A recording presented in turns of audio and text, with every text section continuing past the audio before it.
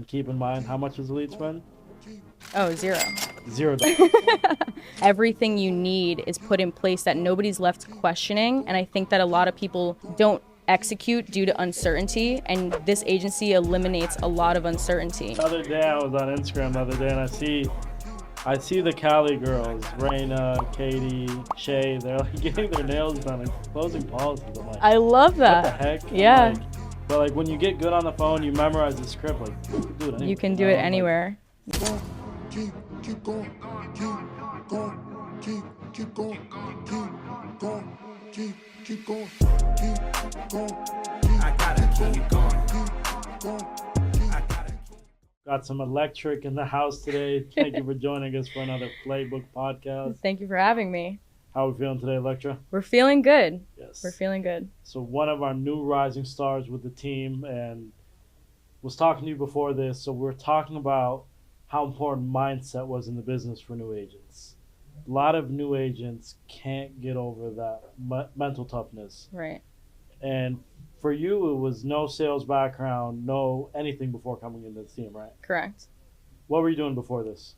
Well, I was working in the restaurant industry, so I always kind of stuck to the jobs that had to deal with people because I knew that I had that, personality aspect, able to have a conversation, perhaps persuade you a little bit.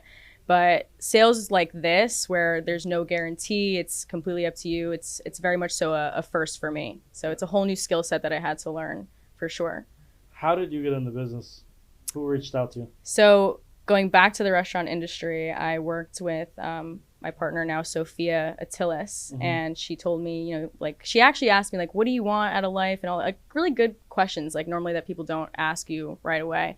And it got me talking about myself, and she told me to, come check out what I do. And at that time, I had a lot going on. I was trying to figure out how to get out of the restaurant industry. What other things could I do? And I just stayed open-minded. I was like, you know what, let me go check it out. So I went and I heard it out, and it wasn't really the business itself that sold me. It was more so the fact that I could look around and see people pretty close to my age who had results. And that's really what convinced me that this could be the vehicle that I choose to give my all to and actually get what I want out of it. Because if I just copy and paste what other people are doing that have what I want, then I too can have that. And it's been quite the journey ever since. No, for sure. So I know your story stands out to me so much because I always use it as an example when I'm getting calls from agents early on, hey man, I've been in here for a week too, I don't know, because of the mental toughness. Most people can't get over that hump of getting 80 no's to get 20 yeses on the phone, Right. I always say the 20% matter. Right. So you called me about 3 weeks ago with that same issue, and we had that same conversation. I remember you saying exactly I have bills coming up at the beginning of the month. Sounds about and right. I was like, hey, you need to get out of your head. Because we have some girls that are badasses on the team that spend half of what the other guys do on leads and write double what they do. Right. And then it was just something the electric turned on, no pun intended. You wrote 21K a week after that. Yeah. What was it that changed overnight? I think what really did it was just coming to terms with the fact that what I had in front of me wasn't really the issue. What Playbook offers you, which between structure, systems, and leadership, it really allows for the agent to narrow down what the problem could be. You don't really have to question whether it's an outside problem. You really just have to look at yourself and figure it out from there, which is a blessing because you could sit here and try to figure out, is it the team? Is it the systems? Is it whatever is going on? You really only have to look at yourself. And the moment I narrowed that down and just really solidified the fact that energy is sales, sales is energy. So I really narrowed it down to the fact that sales is energy. And I really just got over thinking so hard and going into things with confidence, going into things with God. Personally, I go into every call with I'm just going to do my job and they're going to get what they need out of it. And it's going to be point blank period after that. But yeah, I really I made the decision. It really is a choice. It's a choice that you make. There's really not much that you can do to fully get yourself out of your head. It's really just a choice that you make every second, because we're all human. You're going to get in your head throughout the day, but it's a matter of how fast you can bounce back from those thoughts and rewire and kind of replace those thoughts with other things. And the moment I got over that, it was the moment everything really changed. Honestly, I just skyrocketed from that point. I let like the no's affect me a lot less. Instead of people hanging up on me, I started hanging up on them. That's how you have to get to produce at a high level. Like for me, when I'm having an issue on the phone or having a bad day, like I make the best of it. Like if you tell me something, I'll like make you say something stupid to disqualify yourself. Right. You know, like I'll make myself laugh on purpose because I know that if I give bad energy, input it into my brain, it's gonna put a bad output on my sales. Right. So like I match bad with good or bad with funny, you know, so that way it doesn't affect me. I think another thing that really did it for me too is like this one kind of thing that I would say to myself is that like there's just no possible way that I'm calling this many people and not one of them is going to buy. You know, it's just once you get into understanding what it is to meet the demand to get a sale, how many dials, how many pickups, how many presentations, and you start to perfect that over time, you just know for sure that a sale is highly guaranteed to yourself if you can just keep duplicating that process, you know. I think that's something that really, really helped me. It's just knowing that it might not be this call, but it is the next one, and then you just keep it going. And that's what I used to tell myself, like early on. I would say it's like it's a different day, different people I'm speaking to, different outcomes, right? The only way I get the same results if I had the same mindset as yesterday. Right. If I had a shit day yesterday and I had a shit day today, it's because I brought in the same mindset. Right. So like I always used to stick to that rule of thumb, and some of my biggest days on the phone came in like my biggest day was 31,000 on the phone. Wow. Not in a month or week. That's in a crazy. Day. In 24 hours, I had the flu. I was dialing from bed. I'll never forget it. Yeah. But I got shut out 3 days straight before that. But like if you can switch the mindset in sales, like if I had 2 or 3 bad days, everybody that answers the phone that next day is in trouble. Like that's how I used to think. But like having that mindset opposed to I've had 2 bad days, like this day's probably not going to be better.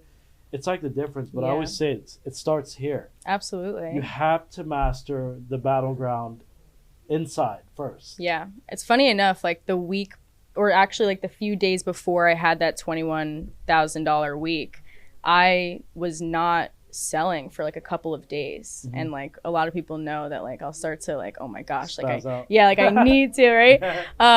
But I woke up like the day of that first, you know, that week, the Monday of that week, and I was like, fresh start, brand new person, everything else is forgotten about. And like from that day on, like I think that day alone I did a little over 9,000, and then it just grew that entire week because I just kept it going.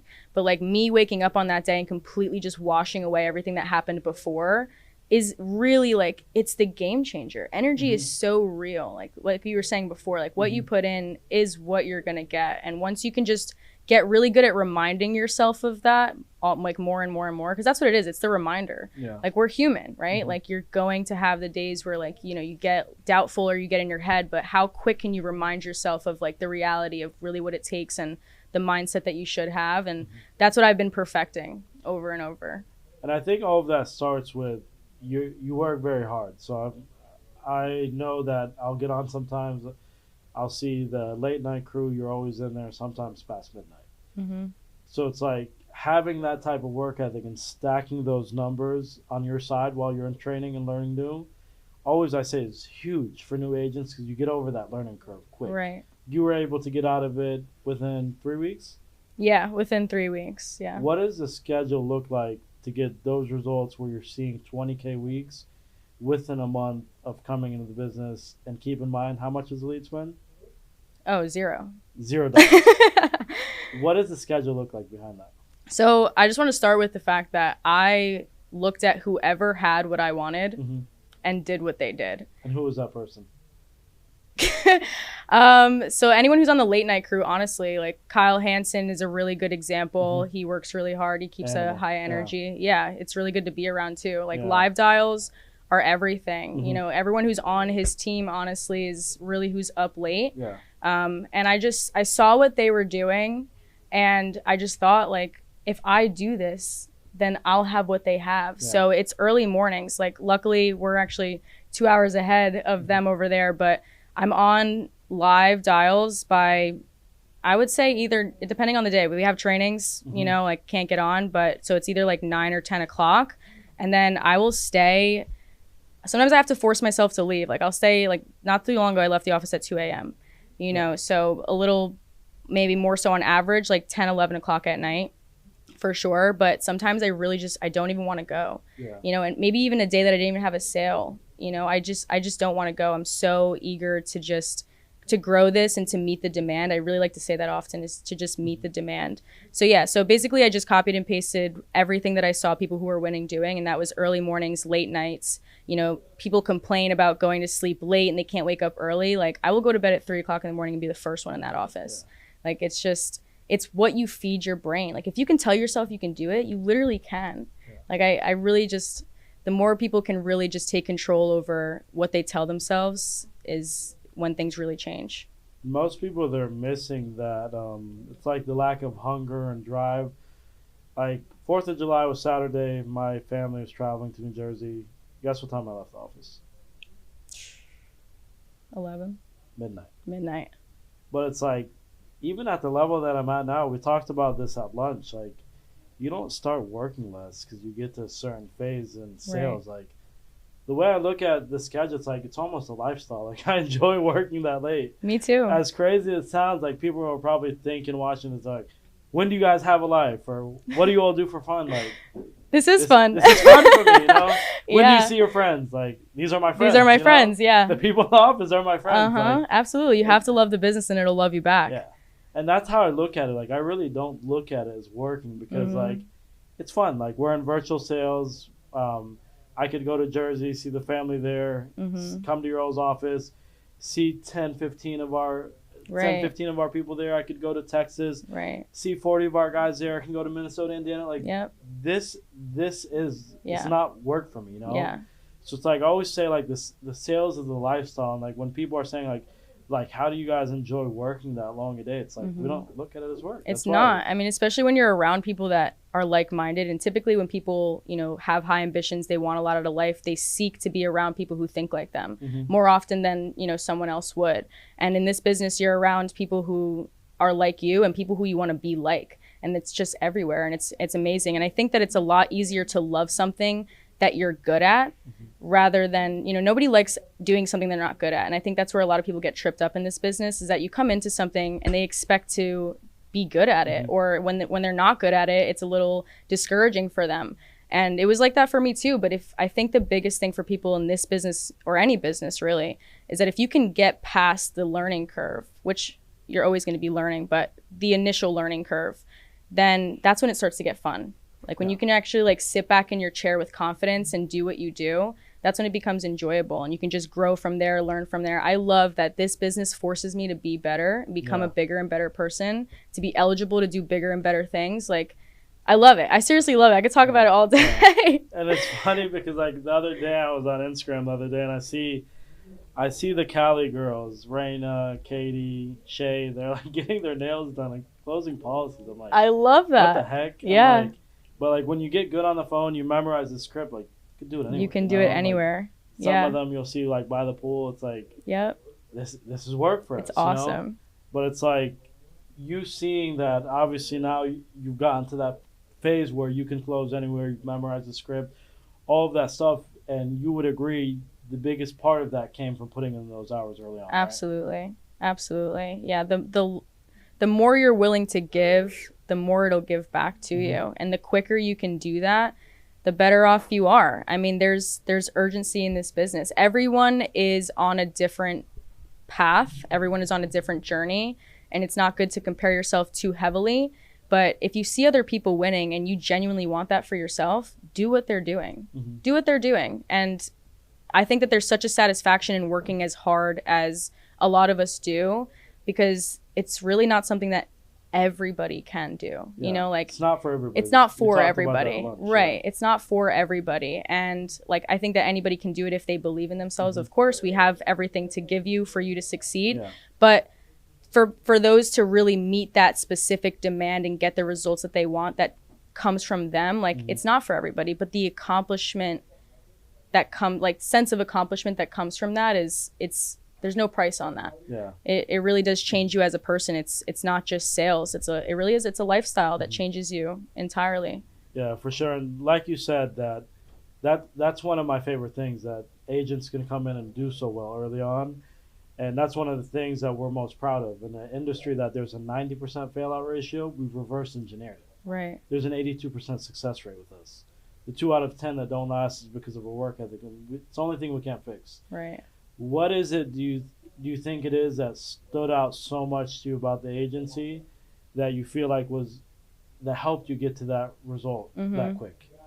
I think, honestly, the organization that you have, I'm someone that's like that as well. And I think that there's no guarantee in sales, but there's a guarantee that you can offer as your agency that if you do X, Y, and Z, you will succeed, because there's an answer for every question. And you don't even have to ask anybody directly because it's probably on the website, you know, and there's just everything you need is put in place that nobody's left questioning. And I think that a lot of people don't execute due to uncertainty, and this agency eliminates a lot of uncertainty, especially in sales, because like I said, sales doesn't come with any certainty. You know, you are what it is, like what you make of it, but the agency really does simplify things for you to know that like I can succeed if I follow this, that, and the third. And I think that you can't match that. There's so many other agencies out here, there's so many other insurance businesses out here, and you know, we're not speaking poorly on anybody, but if they don't come, if they don't come with the blueprint, if they don't come with the leadership and the structure and the system, then you don't have anything. And the people too. I mean, everyone I've met on this side of the business, I have really no complaints whatsoever. It's always a good conversation. Everybody's essentially on the same page. And if they're not, you're probably not having a conversation with them. So. What's been your favorite story on the team, or something that you came across, something someone told you that stood out? Something that someone told me that stood out to me. I mean, honestly, the first probably major like mind-blowing thing was Mo. And how he learned English off of a script. Like, I think if that's the first thing that came to mind, like I'm sure I can think of plenty of things. I've met so many people along this journey, but if that doesn't tell you something, like that was one thing for me where it was like, I speak perfect English, kind of, right? Like if I can't do it, then what the heck is the problem? Like what is it? So I just think that that's such an amazing story. I mean, I'm sure plenty of people have heard it, but it's insane. It's insane. It's definitely one of my stories too. Now, as we get close to wrapping this up, I count you as one of our rising stars. So close us out with something strong for any new agent with us or anywhere else that may be watching this that just got into the industry. Leave them with the best thing that you can. Okay. So this industry is not very glamorous from the outside, but what it can give to you is very much so glamorous. And if you can allow yourself to get past the learning curve and the inevitable doubt, you have to anticipate that you're going to want to quit. You have to anticipate that things are going to be hard. And if you can get comfortable with those thoughts, there's really nothing that can stop you, because whether you choose this business or any other business, what this requires from you is what anything else that can give you these returns requires from you. So if you can really just get used to anticipating the hard, anticipating the downfalls and the fluctuation of thoughts and moods, then it's guaranteed for you to succeed. I can confidently say that. I really can. So whoever's looking to start this business, like give yourself the chance to prove to yourself that you can do hard things. And there's really no looking back after that. 100%. Well, I appreciate you getting on with us and looking forward to see what you do with us for the rest of the year. Thank you so much.